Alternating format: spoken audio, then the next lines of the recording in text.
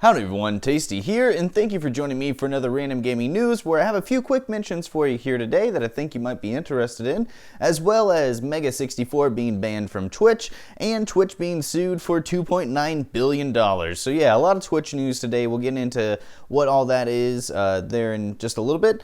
Also, I want to thank everybody that joined me this weekend for the live stream podcast. We'll be doing the next one on January 4th, so we'll make it kind of a bi-weekly thing for it. So after the new year will be the next one. Not only that, make sure that you are staying till the end of this video because I have some giveaway news that you guys might be interested in, as well as the pick of the week from last week. Since this video was actually intended for Friday, I thought I'd go ahead and get it out to you Monday since I had some family come in for the holidays. We'll go ahead and put this out, and I will not be making a Friday video because of the holidays, but I'll come back next Monday and put out another video for you then. But anyway, now that we've got some of that update stuff out of the way, make sure that you are checking out the links in the description for the other YouTube channel, as well as the Discord server I started for the channel itself. I'd love to have you guys come in and chat it up, get a little bit going, and then make some suggestions to what news you guys would actually like to see. Also, share the video if you haven't already, because that does help out the channel the most. Hitting the like button if you did enjoy it does let me know that you did enjoy it. Hit the subscribe button with the bell icon turned on so that way you can be notified of my next show. Let's go ahead and start the show. First of the quick mentions, I have some spoilers for Season 4, Episode 2 of Rick and Morty, The Old Man in the Seat. So if you don't want to see those spoilers, go ahead and jump to this time code right here and get to the next quick mention. Now that you move forward, let's go ahead and move forward ourselves. So it looks like here that the old man in the seat, that's where we learn a little bit more about Rick Sanchez, where he actually has a private toilet on a paradise planet overlooking a cliff with a nice mountainscape and skies and everything. The whole works there for him, just like Rick would. So, and that it doesn't seem that this one fan was very content with just seeing that on the TV screen, that he actually built his own app called Rick's Toilet, which is a VR app that you can play for Oculus Go and Oculus Quest. So these apps, it is completely free, and it's kind of pretty cool because you can sit on it, or not sit on it, but you will be sitting on it, but you put the headset on and it gives you a Rick point of view of the actual toilet itself and the whole landscape and all that kind of stuff. It's not the greatest quality graphics, but it is something that is very interesting. Just thought you guys might be interested in maybe taking your own pinch off there through the Oculus headset. If you do, you actually have to download the SideQuest app store, as it is not found in the regular Oculus App Store, but there is a link in the description to kind of help you out with that here. Next up for the quick mentions, we have Ball Guy kind of coming through for the Pokemon trainers here, because over on the Japanese Twitter account, he actually tweeted out something like to the effect that let's go ahead and get 30,000 retweets of hashtag Ball Guy Challenge, and then I'll give you guys something special here. And it does seem that he did give them something special indeed, and usually this only stays in that particular region, like Japan. You can only use those codes for that particular region, but he did put out some codes. Those codes got online, and it looks like the Western audience was able to use them as well. So if you're looking into getting some weird and unique Pokeballs, now is the time to do it. You can go ahead and check out that tweet yourself, get the codes, enter it into your Switch, and get some extra Pokeballs. So lastly, for the quick mentions, I just wanted to talk about some of the sales that are going on right now, as we have stuff like the Steam sale, GOG's having a sale, Green Man Gaming's having it, but Epic is having a pretty good sale in and of itself, as they do have right now 12 days of games where they are giving away a game every day at 10 a.m. I've already picked up my 5 games that they kind of gave away here, and did find the list kind of interesting. To start it with Into the Breach. I'm definitely going to be playing that. It's one I wanted to play, just didn't want to actually, get it yet, but I'm glad I got it now. Not only that, you get a $10 coupon that you can use on any game that is over $14.99 or above, essentially just that you pay $5 for said game. So it is pretty cool that they're doing that, because a lot of titles are 75% or lower, so it is quite easy to go in there, drop that $10 coupon on there, get a $5 game that you wouldn't otherwise want to get because you're not too sure about it because it's an indie title. But now is the perfect time over on Steam or any of those other platforms to get a nice backlog of games, so that when you beat all the games that you got for Christmas, you have other games to go to that you may have not otherwise had. So it's no secret that Twitch has a problem happening on their platform right now, and we have major streamers such as Ninja or Shroud or many countless other streamers leaving to other places like YouTube, Mixer, or Facebook Gaming in and of itself. So you would think that Twitch or the people that actually run it would not do anything to actually piss off their fans when it does come to their platform itself. But I wouldn't be doing this much of a build-up if that was the case. And so we have Mega64. They are a podcast streaming type group that's over on Twitch. They put out a Christmas special live stream over the past weekend or so, and on that live stream there was an eating contest, which vomiting was the end result of that eating contest, and that seemed to be enough for Twitch to just straight up ban them from their platform. And that led to Mega64 actually putting out this tweet. It looks like the Christmas Cast 2019 went too far and we're effectively removed from Twitch. We're looking into this. Thanks for everybody for watching. We had a blast and a great Mega64 has actually had a great year for Twitch over on their platform. They've had a lot of views come into their channel and been one of the biggest hits for Twitch in and of itself. So you can imagine that this would actually make a lot of fans furious that they would ban their channel without any warning or notice that something was going to happen. So over the next couple of days that they were actually banned from Twitch, a lot of fans spoke out to Twitch and actually, caused a lot of hubbub to the point that Twitch actually lifted the ban for Mega64 and they were able to stream once again on that platform in and of itself. And Mega64 had this to say over on Twitter. The Mega64 Twitch channel is back online. Thanks for all your support over the last couple of days. We couldn't have done it without you guys. We're back to streaming over 15 years worth of our videos on Mega64 TV now.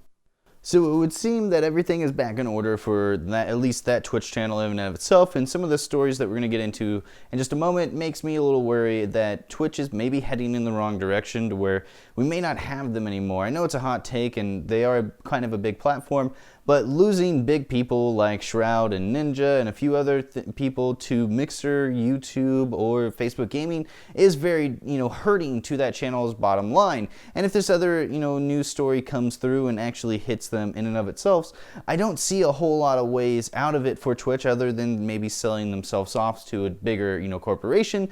But Amazon's pretty big in and of itself because they did buy the company not too long ago. I think it was back in 2014 for a few billion dollars in and of itself. So to be hit with a lawsuit or a community outrages that they have had over the last few months and everything, it's getting pretty hard for Twitch out there. But if you do have any thoughts over this, go ahead and leave those down in the comments below because I'd love to hear your thoughts on the banning of Mega64 down there.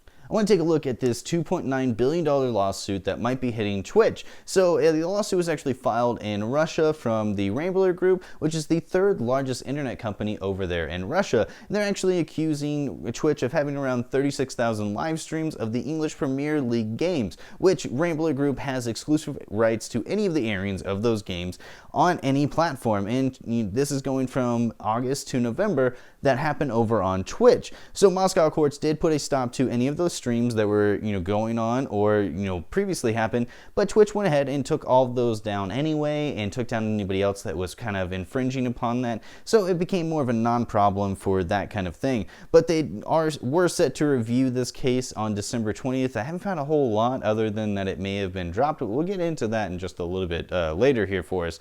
But the Twitch did say that the Ramblers case was very unfounded on how it's happening. The lawyer for the case itself told a Russian-speaking outlet that the site only provides users access to the platform and is unable to change the content that is posted by its users or track possible violations, said the lawyer, and adding that they never received any actual notice that they were being sued. Now I'm going to butcher this name a whole heck of a lot here, so I'm sorry to whoever has this last name. But Mikhail, let me see, give this a shot. Gershkovich? I think I got it. If I'm not, great on you if you know how to say that. But let's go ahead and move on. He's the head of the sports projects for the Rambler Group, and he actually said our lawsuit to Twitch is about protecting our exclusive rights to broadcast matches of the English Premier League, and we will continue to actively fight against pirate broadcasts. At the moment, negotiations are ongoing with Twitch to sign a settlement agreement. The service has given us the tools to fight with pirate broadcast, and now we are only talking about compensation for damages caused from August to November. As of the making of this video, I haven't, like I said, heard a whole lot on what is going on. I will post some, I'm sure the links to some of the articles that I went over, because I did read a whole heck of a lot just to learn what is actually happening and if it's been dropped yet, because there are some reporting that it has been dropped, but there's others saying that they're still in the courts trying to work things out. So it's a little unclear on what exactly is going to happen here, but it was only a matter of time before something like this happened over on Twitch, because they have had violations like this in the past where streamers put out UFC matches where they just pretended like they were doing something by holding a controller in their hand and pretending that they were playing a game. And soccer games, which we're seeing here, were another big event. Basketball games, you name it. There are people putting this out there, so it was only a matter of time before somebody actually got up to Twitch and got them for the violations that they were doing for that thing. Even though they're not in control of the people that put their content on there, they should still be in control of their platform. So if they've lost control of their platform, that's on Twitch. It's something that they need to fix. It's not something that their users need to fix, just like on other places like YouTube. It's not this actual user's fault that YouTube gave them a place to voice their concerns, and small kids went over and started using it, and now we have the COPPA situation happening. So that is just something that we need to take a look at when people are putting out their platforms, that there are certain bounds and checks, checks and minuses that actually go into thinking about it. But it just seems here that they're dropping the ball, and now we've got a crazy lawsuit for $3 billion on their hands. So it'd be interesting to see what actually comes of this, if it is actually going to get the $3 billion. I really don't think that they're going to. They're probably going to meet a very lesser, settlement for it there. I'm thinking hundreds of millions of dollars will still, leak out from Twitch to them, but not $1 billion. Let me know what you think down in the comments below about this news story in and of itself.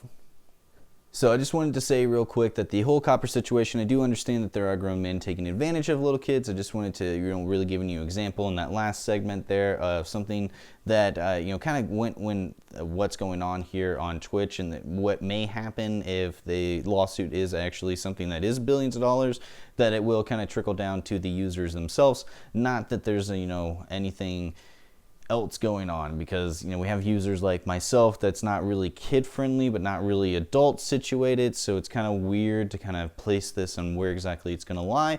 But I just wanted it to be more of an example and kind of focus more on the lawsuit that happened from Twitch. Alright, now with all that out of the way, let's get on to the lack of Tasty's pick of the week last week. So what I just found, I just didn't have a whole lot of time to really play a whole lot of different games. Played Destiny 2, and then I played Dragon Quest Builders a little bit at work and stuff, but nothing that really kind of stuck out to me there. But I did want to go over something here, so I am going to go over my experiences with the Season of the Dawn and what's actually been going on with it, and what I just kind of think about it, my hot take here. So, the Season of Dawn is the newest season, and it just kind of felt like they were adding more content to it, not really giving us a whole lot to it there. It just felt like there was a lot more grindier and didn't really feel fun. It felt more like work to me. I did like some of the stuff that happened, like the symmetry, I can't say that name. Here is the gun right here, but I like that scout rifle a whole lot. The combination of having to hit headshots, and then you can switch it over to make pretty much homing missiles shoot out of the scout rifle is pretty cool. But it's an exotic, so it doesn't give you an opportunity to put on another exotic with it or anything, and I get it. It's a pretty beefy weapon once you've powered it up. But, besides that, the sundial just, kind of felt a little flat to me, because there's only really 4 or 5 different, game modes inside of it that get, chosen randomly as you're playing it. So you have to go through it and kind of get each one. But if you've done it over and over again, you kind of know what's happening. You can run through it a lot faster. And it's kind of what we're at this point, because week 2, playing the sundial, kind of ran through it pretty quickly with people. They all knew kind of what was going on, what we needed to do at the end, what was happening here. So it was kind of nice that they knew what was going on, but at the same time, I like a little freshness. I like to, have something that's a little bit more challenging. And it was challenging at first, but once you get that aha moment, which came pretty quickly, it did change the whole perspective of it. Like, okay, now that I've figured this out, what else can I do, kind of thing. But I did actually thoroughly enjoy the grenade launcher that you get. It's pretty cool little grenade launcher here, as you're seeing. I'm going to show you a little bit of what it can do here. So when you shoot it on the ground, it shoots out an actual solar energy wave that can destroy enemies and is super strong. The only frustrating thing with this gun is that if you hit a wall or something, that grenade goes bouncing off in another direction. Thus, when it hits the ground, it shoots off that way instead of straight like you needed it to. So you got to kind of plan your shots, but like I said, a little frustrating, but not too much. Kind of cool to play with. I did like it, but it isn't something I'm gonna whoop out in PvE or sorry, not PvE, but PvP. I'm gonna whip it out more in PvE because I feel like it works there a lot more. But playing the second week after the first week, like I said, did feel a little bit more grindier than the first week because it was more fresh and everything. And this is added Saint 14, but not a whole lot was added in the second week here besides a different mission, I guess. But let me know what you guys thought about this down in the comments below, because I feel like I've just been rambling, and I want to know what your guys think about this as well. Well, that's our video for today. I hope you guys did enjoy it. I want to take just another quick second and thank all of you guys for coming over and watching the first podcast. I did thoroughly enjoy it, and I hope you guys come back January 4th for the next podcast. Go ahead and mark that down in your calendars if you want to hear some crazy stuff. We did talk about a little bit of the Xbox Series X, but mostly about Xbox porn. So, that's a thing. But either or, please leave your thoughts about anything in the video down in the comments below. I'd love to know what you guys thought about anything that happened in this video. Not only, check out the Discord server link that's down there for you. I'd love to see you guys over there chatting it up, see what's going on. Maybe throw some suggestions at some news stories that you'd like me to cover there for you. I'm going to open up a part of a chat just for that for us, where you guys can post links to news stories. But also check out that other YouTuber that's down there. I think you might find them interesting, because I know I did. And make sure you are sharing this video if you can, please. That does help out the channel the most. I would greatly appreciate it if you shared it with all of your friends. Hitting the like button, letting me know that you enjoyed the video is an awesome thing to do. Subscribe if you haven't already with that bell icon turned on to be notified of when I make my next video. Alright everybody, so this is the end. I have been Tasty, this has been Random Gaming News, and have a wonderful fucking gaming night.